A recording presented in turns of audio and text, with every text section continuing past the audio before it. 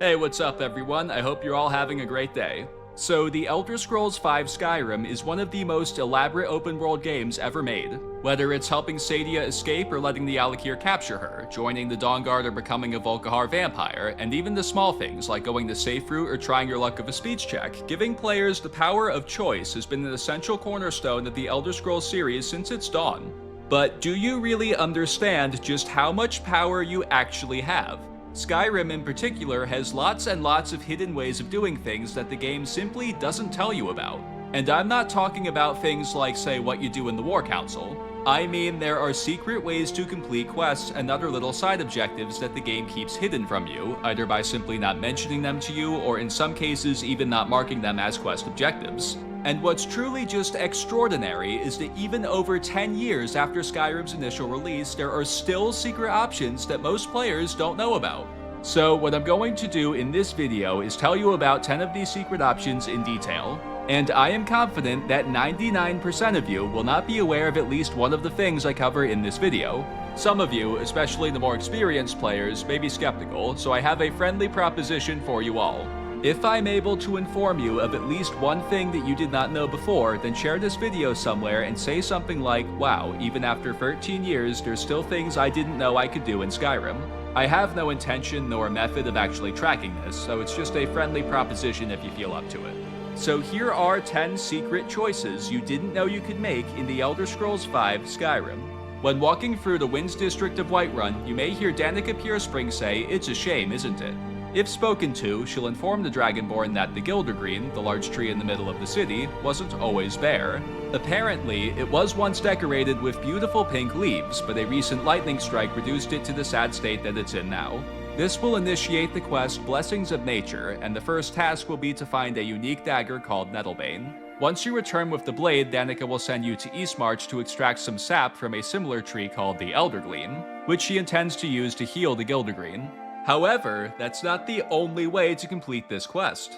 If she's in the temple when you return with Nettlebane, you may walk in on a conversation between her and a man named Maurice Jondrelle. He's a pilgrim that's been visiting Kynareth's holy sites throughout Skyrim, and he's very displeased with the state of the Gildergreen.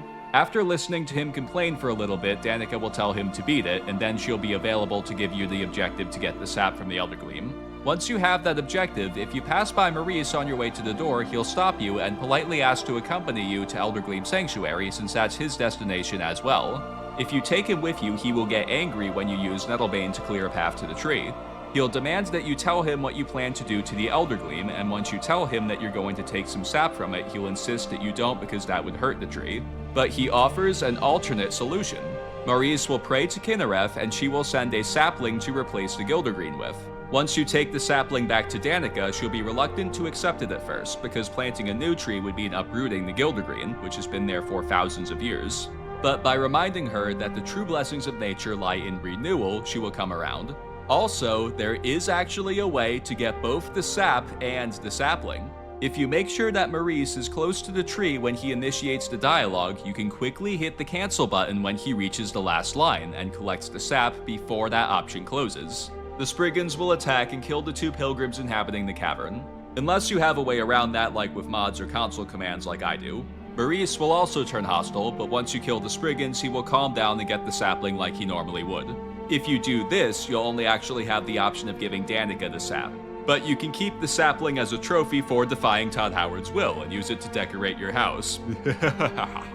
Many players don't know about this route to completing the quest because it's easy to miss the initial conversation with Maurice. Some of you longtime Skyrim fans might remember that it used to be that Danica was almost always outside, so when you returned with Nettlebane, she'd give you the next objective out there, and you'd never cross paths with Maurice in the temple unless you were looking to do so.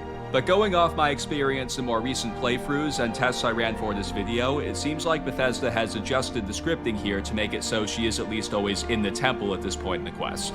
However, it still often takes some time for the conversation to trigger, so it's still easy to walk in, get the next objective, and walk out without even noticing Maurice. But this is such a charming little hidden option because Maurice really gets it. Worshipping nature is about celebrating the cycle of life, not trying to fight it. So perhaps you'll consider celebrating nature alongside Maurice in your next playthrough. Or maybe you'll use that exploit I told you about to get both awards and laugh in Maurice's face. Either way, I hope you have fun with it. Moving on, along Skyrim's main questline there's a quest called Diplomatic Immunity. For this quest, you must infiltrate the Falmor embassy to collect information. As you're making your way through the embassy, you'll eventually happen upon a Falmor agent named Rulindil, and oddly enough, a Nord named Gissur. Most players simply kill everyone in the building, including these two. However, if one has a pretty high sneak skill and perhaps some invisibility potions, things can get more interesting. If you remain undetected, you'll actually overhear Rulindil and Gissur having a conversation. Apparently, Gissur is a Falmor spy who reports to Rulindil, and he is responsible for capturing Ichi and Rarnus. If you continue to remain undetected until their interaction concludes, Gissur will leave, and Rulindil will proceed to the basement where Rarnus is being held. Rulindil and a Falmor soldier will interrogate Rarnus for information about Esbern. This will continue until you spring into action by killing Rulindil and the soldier, thus rescuing Rarnus. He will then tell you that the Falmor are looking for Esbern and that they believe he's hiding somewhere in Riften. Now the quest A Cornered Rat will start, and you must proceed to the Ratway to ask about Esbern. But as you pass through the Ragged Flagon, you may notice that someone else is there that isn't normally present, Gissur. That's right, if Gissur survives the Falmor embassy, he will also be looking for Esbern down in the bowels of Riften. What exactly he does down here has varied in my experience, but my favorite is when he's just sitting somewhere keeping watch from a distance, because that's what feels the most spy-like to me. Regardless, if he's still not dead once you enter the Ratway vaults, he will eventually ambush you down there. Once Gissur has been disposed of, you can find a note in his inventory that tells you that the Falmor are now watching you too. So folks, this is why I stick to stealth so much when I play Bethesda games, because you never know what you might discover by remaining unseen. There's all sorts of secret conversations you can hear, and hidden ways things can play out if you simply keep an eye out for them. Just a little bit of sneaking during Diplomatic Immunity adds so much enrichment not only to this quest, but to the next one as well. Next up, the quest Missing in Action is among the first side quests that gets thrown at you during your time in the city of Whiterun. After happening upon an argument between Thalia Greymane and two members of the Battleborn family, Thalia will ask the Dragonborn to meet her in the Greymane residency to discuss her missing son, Thorold. Once there, Thalia and her son Avelstein will ask you to investigate the Battleborns to find out what they know about Thorold's whereabouts. This objective will mark a letter from General Tullius in the Battleborn family home, which one can steal and bring to the Greymanes. However, you may not know that there are other ways to get the letter besides stealing it that the game doesn't tell you about. If you take a look in Jon Battleborn's pockets, you'll find a document called Letter from Ulfina. It reveals that he and Ulfina Greymane are in the midst of a blossoming romance, which they must keep a secret because of the ongoing feud between their two families. If you manage to pickpocket this letter, you can use it to blackmail Jon into retrieving the Imperial missive for you. Anything to protect Bay, I always say. Another means of getting it is passing a speech check with Idoloff. Apparently, he and Thorold were friends before the feud between their families began, so he looked into his disappearance out of sympathy for his old buddy. If you pass the speech check, he'll tell you what General Tullius told him and gladly hand over the missive as proof. The game doesn't mark either of these two methods of getting the missive for you, which is why so many players don't know about them. So if this information is new to you, then perhaps next time you do this quest, you might choose one of these more nuanced routes to obtaining the missive in order to get a richer experience out of it than you would from simply stealing it. One small fraction of civilization in Skyrim that often goes underexplored is the Orc strongholds. Generally, they will welcome you in and gladly allow you to use their services. However, what a lot of fans don't know is that this is not the case at the very beginning of the game, well, at least not for most players. You see, to be welcome in the Orc strongholds, you must meet one of the following parameters. First, if you're playing as an Orc, then you'll be accepted by the Orcs of Skyrim from the very start of your playthrough. Second, if you earn the trust of an Orc somewhere in the game, then they will, as they put it, send word to the strongholds that you are an ally. But there is a third way to earn your way in that many players never experience. If you approach any of the strongholds with the exception of Largashbur without having met either of the previous two conditions, you will be stopped at the entrance. But if you ask them what you can do to earn entry, they will give you a miscellaneous objective called the Forgemaster's Fingers, in which you must retrieve a pair of gauntlets called, you guessed it, the Forgemaster's Fingers, and present them to the tribe's chief. Once you have them, bring them back to the stronghold where you got the quest, and that tribe's chief will happily name you Bloodkin. Then you'll be welcome at any of the strongholds throughout Skyrim. Many fans don't know about the Forgemaster's Fingers because there are so many ways to inadvertently clear the second parameter, earning the trust of an Orc somewhere in the game. So in many playthroughs, by the time you eventually happen upon one of the strongholds, you've already become Bloodkin via that method. Thus, they will not give the quest. Durak from the Dawnguard and Urag from the College of Winterhold are both frequent names I hear as people that distribute the Bloodkin title. Also, doing the Daedric quest in Largishbur, the Cursed Tribe, will result in the Dragonborn being named Bloodkin. So, if you're starting a new playthrough and you're not playing as an orc, you might consider earning your way into the strongholds with the Forgemaster's fingers. During a trip to the Beam Barb, you may strike up a conversation with a man named Louis Letrush. He'll tell the Dragonborn that he is in the process of purchasing a horse named Frost from Sibby Blackbriar, but due to Sibby's recent reckless actions, his mother, Maven Blackbriar, the infamous crime boss of Riften, has arranged for Sibby to be locked up in Riften jail.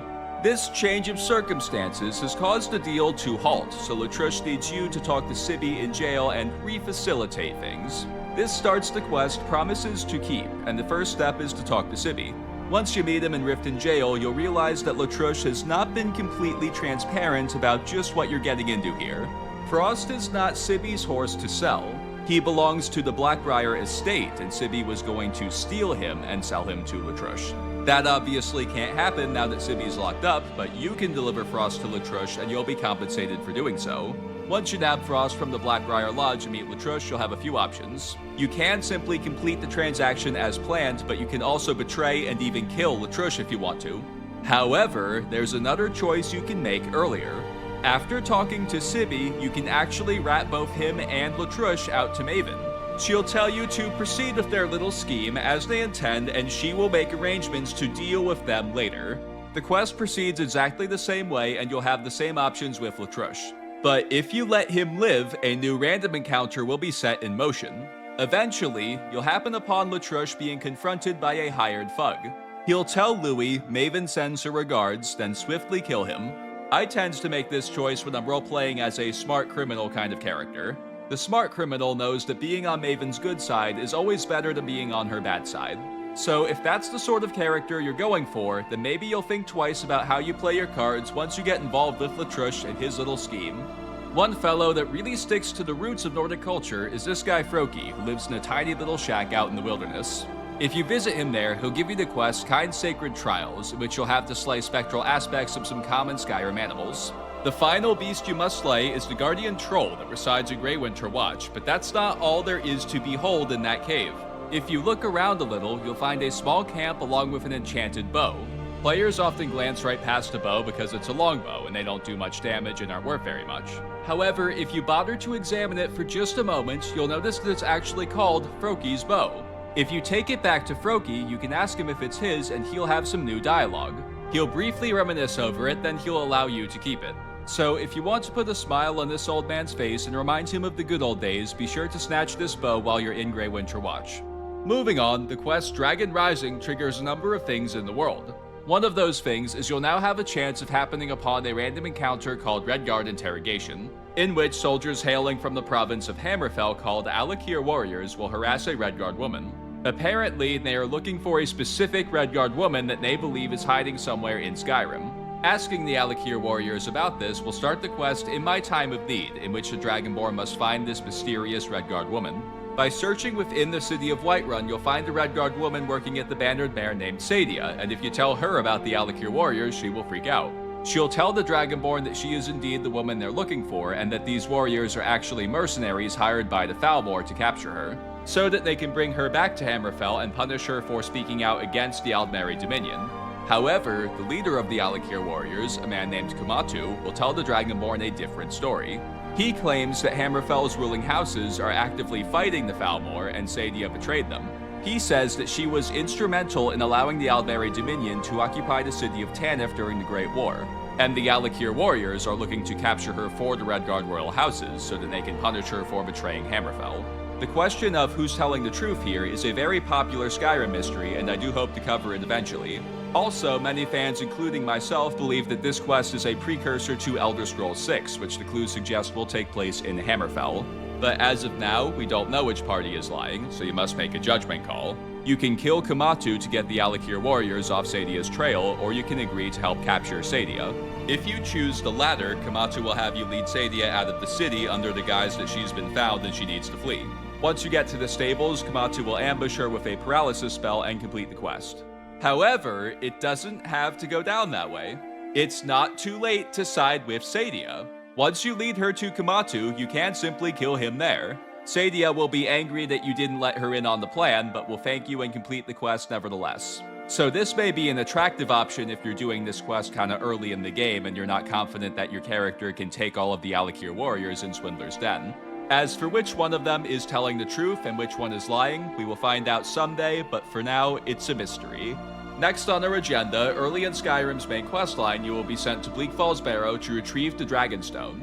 In the first room of this dungeon, 2 bandits will be discussing someone named Arvel and a Golden Claw. Listening to the conversation or killing the bandits will trigger the quest The Golden Claw, and the first step is finding Arvel. As you're fighting your way through the Draugr, you'll eventually come across Arvel, and he'll be in a bit of a predicament. After a brief exchange of dialogue, you'll have to cut him down, then he'll try to run away, but if you chase him down, he'll become hostile eventually, then you can just kill him. You'll find the Golden Claw in his inventory. Afterward, you'll have a chance to return the claw to its rightful owners, the Valerius siblings in Riverwood. However, you can actually start the quest with them. If you visit their store before you delve into Bleak Falls Barrow, you'll walk in on the 2 siblings having an argument about the claw. After they notice you, Lucan will explain that this claw was stolen and they're upset about it. You can then offer to retrieve it for them, and Camilla will even walk you to the edge of town and point you in the direction of Bleak Falls Barrow. Then the quest proceeds the same way. I find that going to the Valerius siblings first makes this quest feel more complete, like it's more independent from the objective to find the Dragonstone. For a 9th spot, just moments into your first visit to the city of Markarth, you'll bear witness to a brutal murder. A man named Waylon will stab a woman named Margret right in the back and yell, "For the Forsworn!"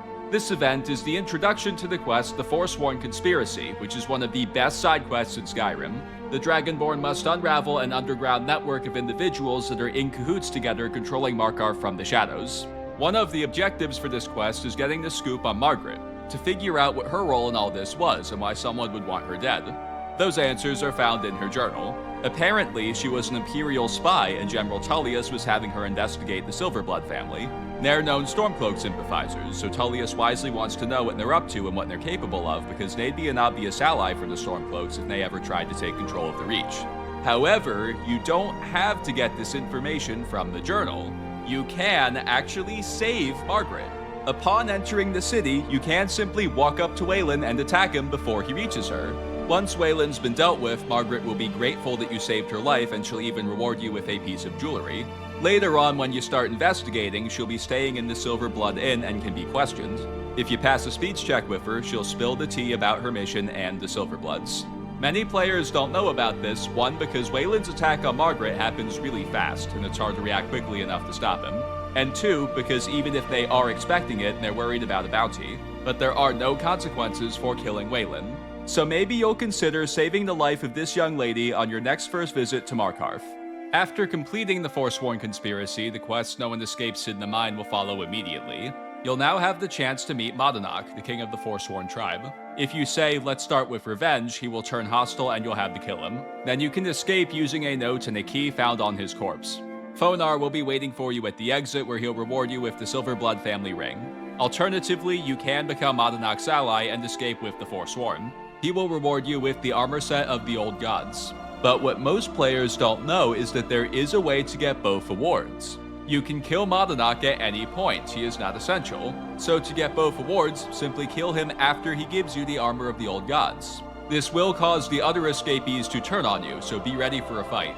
Kai will bring you any gear you had on you when you got arrested.